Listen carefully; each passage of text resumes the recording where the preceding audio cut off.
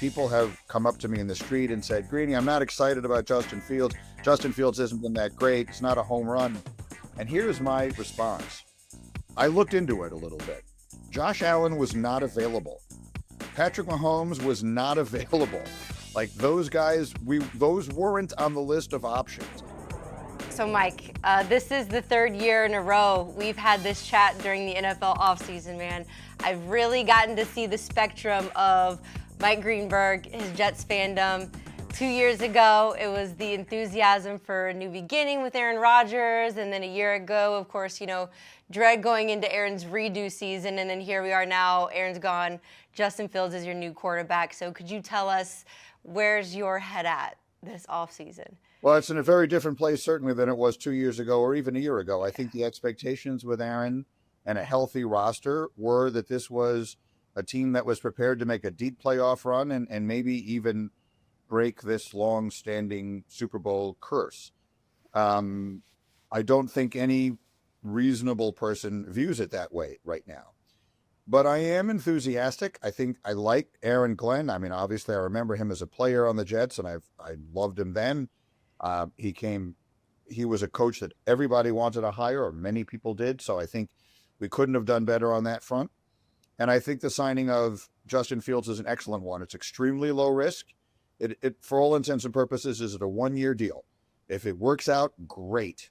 And if it doesn't, then we have all the optionality in the world to move on and go a new direction the following season. People have come up to me in the street and said, Greeny, I'm not excited about Justin Fields. Justin Fields hasn't been that great. It's not a home run. And here's my response. I looked into it a little bit. Josh Allen was not available. Patrick Mahomes was not available. Like those guys, those weren't on the list of options. In life, you have to choose amongst the best realistic options at your disposal. And I think of all the directions this could have gone, this was the best one. So I'm excited for him. I've known Justin since he was in college. He was a terrific player at Ohio State. I think he's a player who has not had an opportunity to show what he's capable of fully on the pro level. That does not mean I think he's going to become a superstar, but I think he has a chance to show a lot more than he has to this point. And I hope that our coaching staff will bring that out in him. The Jets are a talented team. There's talent on that defense. There's talent at the skill position. The offensive line, I think, has improved, and hopefully they'll continue to address that in the upcoming draft. So I would describe myself as optimistic, albeit in a different way than I would have been a year ago or 2 years ago. Right. The optimism is there. That's a good plus. So let's talk about how Justin Fields kind of fits in this situation. So for starters, he's reunited with Garrett Wilson, his fellow Ohio State guy, which is another positive. What else do you like about bringing in Fields, and do you feel like this was the best possible move for the Jets? I know you mentioned doing the best thing that they can do at the time, but do you think Justin Fields is that guy? I do. I think Justin's, look, his superpower is his athleticism. If you've never stood next to him, I'm here to tell you, Justin Fields is a huge man. He is big. I believe he is also the second most dynamic runner in the National Football League among all quarterbacks, second only to Lamar Jackson. So that's something that walking in the door he can do, and I hope the Jets will build an offensive game plan around that ability. I would also say that I do not believe this signing, and this is what I meant when I said it's basically a 1-year deal, so I like the optionality it provides. I do not think this precludes the Jets from drafting a quarterback at number 7 if one of the big two, realistically we're talking about Shedeur Sanders, if Shedeur Sanders falls to them at 7 and the Jets love him, and I have no idea what they think of him, but if the Jets are high on Shedeur, I do not think that the Justin Fields contract prohibits that move. So I don't think it's beyond the realm of possibility that the Jets will draft a quarterback at 7, or perhaps in a later round. There are several quarterbacks. I host the draft, so I'm very in tune with who the players are. There's a quarterback coming out of Ole Miss named Jaxson. There's a quarterback coming out of Louisville named Tyler Shug. A little further down the list, there's a quarterback out of Alabama, Jalen Milroe, who I think is very much a developmental prospect, but a super talented young man, and someone I've met, and to spend 5 minutes with him is to love him. So I don't think it's beyond the realm of possibility that the Jets will make another move for another quarterback before the season begins. So for all of those reasons, I like where we sit. No one could love where we sit, but I like where we sit. The Aaron Rodgers experiment in New York obviously didn't work out, and you can point to a lot of different things: recovering from a torn Achilles, maybe too much screen time, maybe the Jets just weren't the right fit, whatever it was. Regardless of team, though, do you think that Aaron can still succeed in the NFL? Do you feel like going forward, trying to sign with another team would be in his best interest? Yes, I do. The Jets, the failure of the Jets last season was based on an enormous variety of factors, of which Aaron Rodgers' performance was perhaps a factor, but I would describe it as low on the list of contributing factors to the Jets' failure. The year before he got hurt, there's nothing you can do about that. And obviously, a quarterback who's going to be 42, coming off a significant injury like that, even a year removed, there was cause for concern. It's why people weren't beating down his door, or frankly, why the Jets didn't want him back to begin with. But I do think in the right circumstance, I think Rodgers can succeed, big time succeed.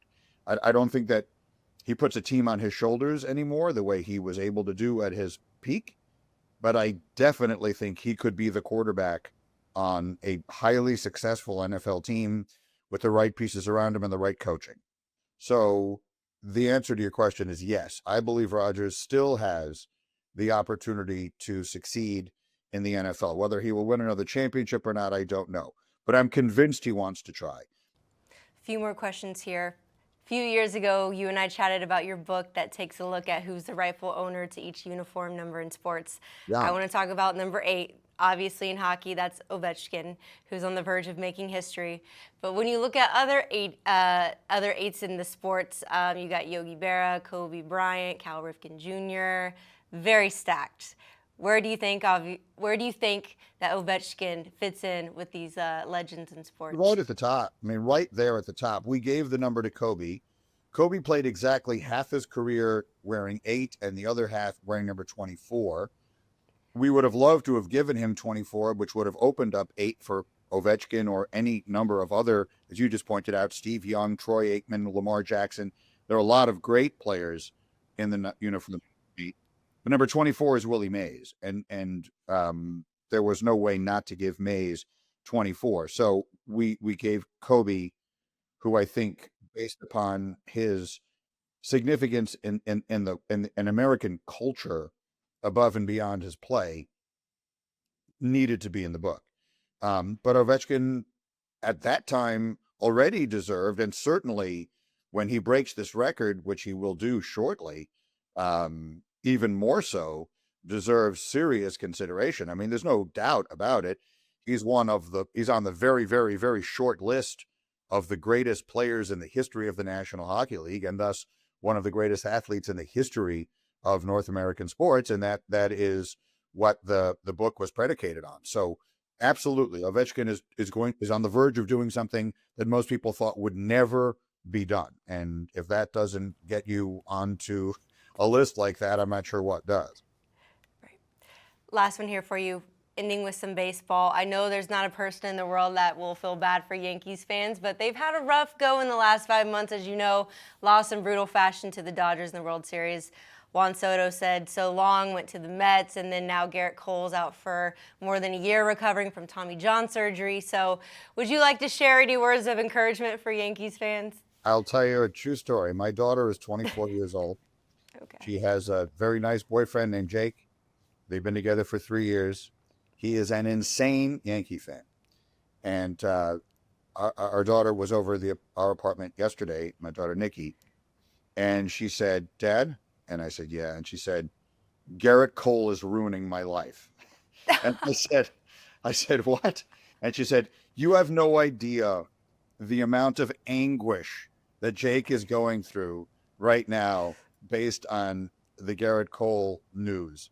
So I took that as representative of where the Yankee fans are right now. It's a devastating blow. There are no real words of there's really no way to sugarcoat it between that and Giancarlo Stanton. And Stanton, I think you factor in him being hurt much of the year anyway. But it's a devastating blow, and it probably is the difference between the Yankees being back in the World Series and not. So I certainly would never rule it out. And the Yankees have the wherewithal to make moves that will address that circumstance. But no one replaces Garrett Cole. So it's a devastating blow. There's really no other way to describe it.